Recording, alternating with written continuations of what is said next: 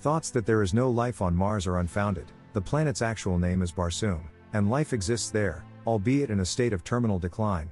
The predator city, Zidanga, keeps obliterating its surroundings and sapping the energy from Barsoom. Only the mighty city of Helium is putting up a fierce fight against the Zidanga airships over 1,000 years. One day, as the airships are engaged in a bloody struggle, a peculiar blue ray of energy suddenly kills all but Sabthan, the Zidanga ruler's ship. When Sabthan tries to attack the Therns, he is blown back.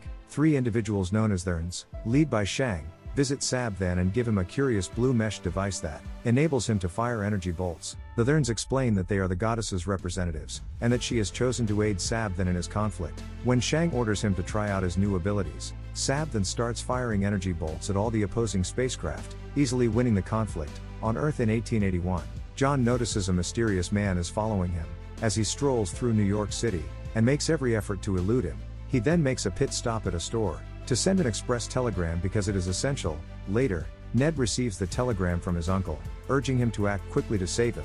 Ned arrives at John's home after riding the train, where he meets with a lawyer who explains that John passed away suddenly and left everything to Ned. His remains were buried in a crypt that could only be accessed from the inside. Additionally, John has left a long ago diary with the explicit direction that only John is permitted to read it. Ned continues reading the story that began 13 years ago. After the attorney departs, John, a prominent former Confederate Army captain, is looking for gold in Arizona after the Civil War. Though he hasn't discovered much thus yet, the customers of the tavern attempt to eject him, after the local barman has already cut him off for not paying his debt. But John fights them off and knocks them out, before pointing his gun at the barman. When a group of soldiers arrive to capture John at that time, he tries to fight them off but is ultimately knocked unconscious, and later awakened for questioning. John keeps trying to create a fight after waking up in front of Colonel Powell and doesn't stop until he is put in a cell. Powell wants John to fight alongside them against the Apaches, but John is tired of fighting and is unwilling to do so. Powell responds by knocking him out once more, and John wakes up thinking of his deceased family for a few hours. In order to attract the attention of the guard when he awakens, John pees in the cell. The guard is knocked unconscious when he approaches and John steals his keys. Then John flees on Powell's horse. As the cavalry closes in on him, they discover him conversing to an Apache war band that is mounted. Both parties are armed and suspicious, and a gunfight that takes place in several different languages leads to an altercation. John takes advantage of the chance to run away, but when Powell is hurt, John decides to assist him. The two escape into the canyon and stumble across a small cave. The pursuing Apaches pause when they spot a symbol on a rock above the cave and disappear. John investigates the sign out of curiosity, and finds the spider emblem that he has previously seen when looking for gold. Powell is left behind as John explores farther, and comes upon a room with odd symbols and gold-lined walls. A Thern suddenly emerges behind him and attacks, but after exchanging blows, John shoots him and observes the Thern is holding a luminous pendant. John hears the dying guy muttering a few words, repeats them as he snatches the pendant, and as a result, he unexpectedly teleports out of the cave. John is currently in the middle of an unfamiliar desert. He tries to stand up, but it takes him several tries. Because walking is so difficult, John discovers that his walking is startlingly almost weightless, and after throwing the pendant away in irritation, he starts moving normally. He then notices that his jumps now cover considerable ground. He is unaware that he is on Mars, where the lower gravity makes it possible for him to perform these actions. After that, John climbs a hill and finds a clutch of eggs that are maturing into green, 6-limbed babies. A horde of Tharks riding enormous beasts and carrying weapons approaches at that very moment. As the others start firing, the leader Tarkus grabs the pendant and charges John, but John jumps away to safety. Awed by such prowess, Tarkus commands an end to the gunfire and re-approaches John, this time demonstrating that he does so in peace. They make an effort to converse, but the language barrier leads Tarkus to believe that John is from Virginia. John tries to take Tarkus' weapons in response to Tarkus' request to see the jump again. However, the Tharks launched a swift counterattack and overcame him, capturing him and bringing the infants back to their clan. Princess Dea is getting ready to give a speech about her most recent invention in helium. Her father, King Tardos, and his council, who are debating Zidanga's most recent attacks and the use of some new glowing weaponry, abruptly stop her. Dea interrupts and reveals that she has created a device called Ninth Ray that can capture the blue light. She tries to explain how it works, but as she does, a council member discreetly touches it and zaps it to destroy the illusion that Dea failed. Dea is extremely unhappy when Tardos sends his council away and tells her that the only way to end the conflict is to wed Sabthan. The council member who destroyed the machine outside reveals his true identity. It is Thurn, who is spying by utilizing his shape-shifting abilities. The king dismisses her cries, and issues the order for his people to begin planning the wedding. Coming back to John, he finds it fascinating to observe the Tharks in the city, especially when they begin squabbling over the infants. While Hajus attempts to kill John, Tarkus orders them to allow a girl named Sola to have a hatchling for herself. However, Tarkus quickly forces Hajus away, because he has no support. Tarkus then commands John to leap, but John still refuses, so he is taken to a cave with the hatchlings and chained up. John is able to grasp Sola's language when they have a special drink, but he eventually passes out. When John awakens in the middle of the night once more, he is startled to see Woola, an alien dog-like creature, that quickly becomes his companion. Then John gets to escape, while struggling with the chains, but Woola pursues him. Whatever distance John travels, Woola quickly resurfaces at his side. John follows some noises in his desperate search for the pendant, and discovers a Thark party that Woola disrupts. When the Tharks start attacking it, John leaps into the melee to dissuade them, accidentally murdering a Thark. While doing so, he is quickly knocked to the ground by the Tharks, and when John demonstrates a command of their language, everyone learns Sola has been interfering. The following time, Sola will be killed, because her skin won't allow for any more marks, Tarkus says as John is chained to a rock, and forced to watch the punishment for her error. John feels reminded of his family when he hears this. The Tharks are startled to see battleships engaged in combat in the sky, so they flee for safety so they can see the conflict securely. Sab then uses his abilities to attack, and board the enemy ship in the skies, but Dea poses as a soldier and tries to direct the ship away. Dea nearly falls and hangs on the edge. When the ship is attacked and loses control, when John sees her, he assumes she is human, and utilizes a long jump to save her. As the ships touch down, John orders Dea to back off and let him fight, but she soon proves to be a fighter as well, and the two of them team up to battle warriors from both armies. John leaps onto one of the ships, and fires the cannon at the other ships, causing them to collide. Then Sab then pursues John, and the two get into a violent brawl, that Sab then easily wins. The Tharks start shooting at the ships, as John is about to be killed, allowing him to flee as the last few ships manage to escape. After that, the Tharks adopt John as one of their own warriors, and give him his right arms, which infuriates Hajus. Because he doesn't want to fight, John wishes to decline the honor, but when Tarkus threatens Dea, John is compelled to accept. The Tharks then proceed to raid the stricken ships. As Dea expresses interest in John's talent, she requests that he instruct her employees in it, but he reminds her that he is not a hired gun. John finally recognizes he is on Mars, when Dea casually comments on the planet's lack of seas, sparking an information exchange between the two of them. Dea isn't sure whether she believes him, and when John says the pendant led him here, Dea starts to wonder if he might be a Thurn.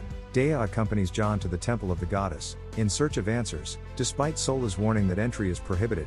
As recompense for John saving Dea, she deciphers certain symbols that refer to a gate, and pledges to accompany him there, so he can return to Earth. Sadly, Tarkus and his soldiers interrupt them, and arrest them for breaking the rules. When John finally understands Sola is Tarkus' daughter, Tarkus is enraged with him for having put her in danger, since she will perish. Before taking the trio to his tent, and acting as though he will punish them, Tarkus spanks him for it and adds that the Tharks have no idea of personal offspring. Tarkus, however, hands the pendant back to them and orders them to go. When Hajus approaches the tent out of suspicion, the trio has already left, and Tarkus is being accused of betraying them. John is astounded by the extent of Sabthan's destruction, as the trio rides through Mars with Woola trailing them. A few days later, Sola understands Dea isn't guiding them to the gate. After they had to navigate ferocious sandstorms, and hide from the battleships, John becomes enraged, when Dea admits she's sending them to Helium so they may aid her people, and he decides to leave her behind. Dea begs and pleads, getting down on her knees and confessing that the gate doesn't exist, while also explaining that she is a princess, who doesn't want to sacrifice her freedom to the enemy. John returns her, but he is still convinced that the cave that led him here is real. In the meantime, Shang prepares a strategy to track down Dea. After learning of her whereabouts, the group eventually arrives at a river used for pilgrimage, where those who have sinned drown themselves to reach paradise. John forbids Sola from going with them, telling her that in order to honor her father, she must carry out his instructions and support him. A strange edifice that Dea has never seen before is eventually found by the group as they travel downstream on a boat, leaving Woola behind. The necklace starts to glow as John lifts her to the top of it and activates the entire structure, proving that they are machines. The two successfully enter via a hole, after which Dea uses the necklace to activate a depiction of the solar system. The blue light, which resembles the spider John saw in the cave, is the 9th ray she has been investigating.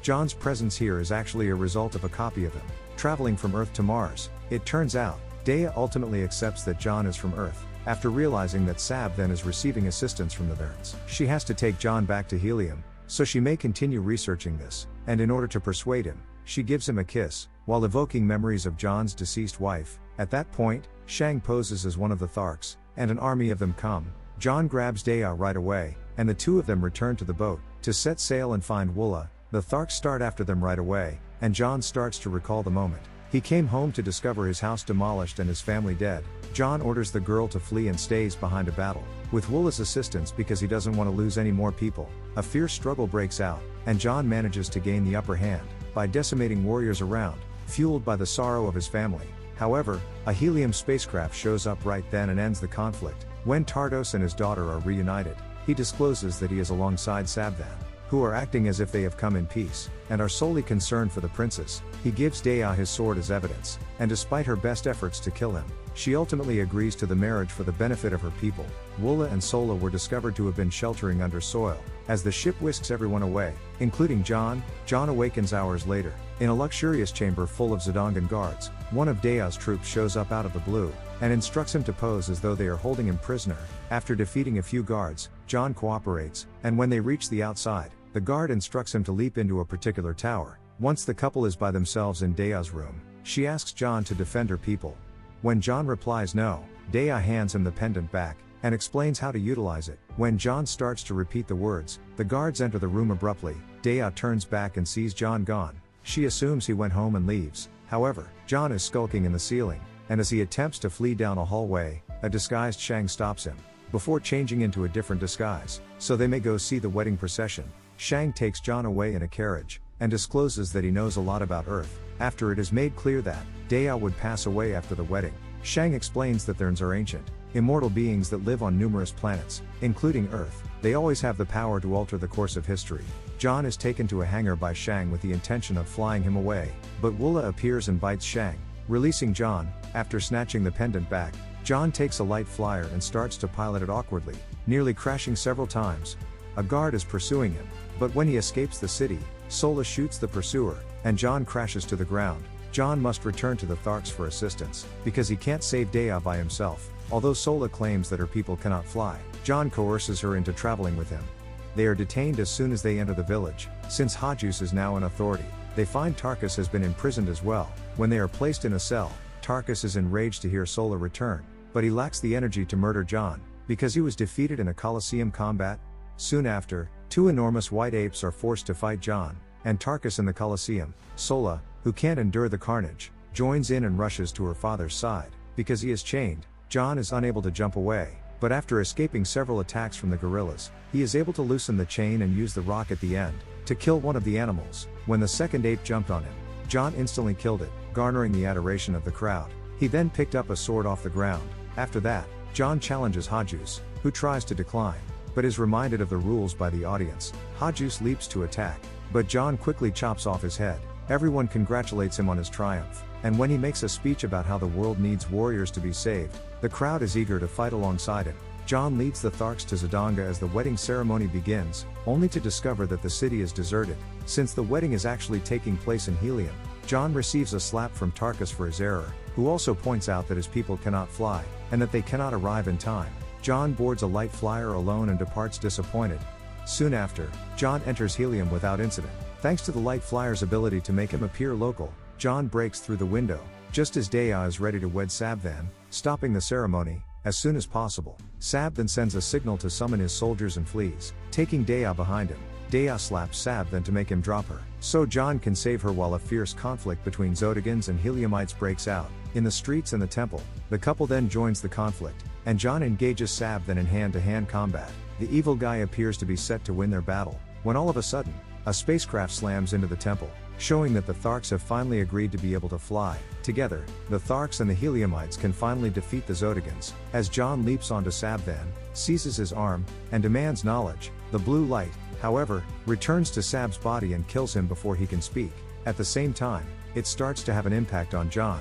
Shang, who is impersonating a Thark close by, was attempting to control the light when Dea's sword cut him off. When Jana approaches them, Shang assumes the identity of Dea to divert her, and when she does, the real Dea takes advantage of the opportunity to shove Shang away and flee through the window. When Tarkus picks up the pendant from the ground, John tries to ask for it, but just then the real John appears, and he and Tarkus attack the changed Shang. who then vanishes. Everyone rejoices at the conclusion of the conflict, and the restoration of peace. Given that everything is set up for a wedding, John removes his old wedding band and asks Dea to marry him. When Dea accepts, the mob throws a party to celebrate. After the wedding, John goes up to the balcony for some fresh air, and discards the pendant, acknowledging that he is now John from Mars. He comes upon a guard out of the blue, who turns out to be Shang, who touches John and instantly brings him back to Earth. When John awakens in the cave, Powell has already passed away and a long time has passed. He attempts to use the phrases written on the spider on the rock, but they are ineffective. Ned completes reading the tale while still in the present.